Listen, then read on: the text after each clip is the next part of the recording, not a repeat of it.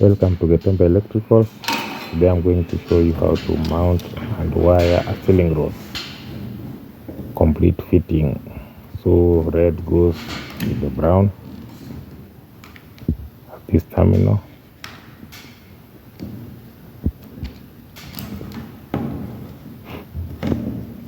And make sure it's tight. No loose connections. So red goes with the brown and the black goes to the blue. Now the blue here is the neutral and brown is live.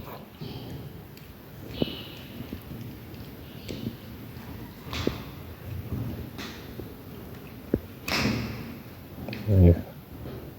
Black goes to blue, red goes to red, red goes to brown. As simple as that. Now after connecting like that, you mount it.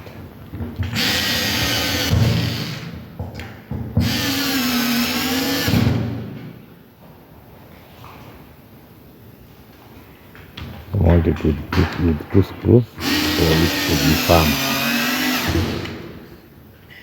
It's as simple as that. So like and subscribe for you to see our other videos. Thank you.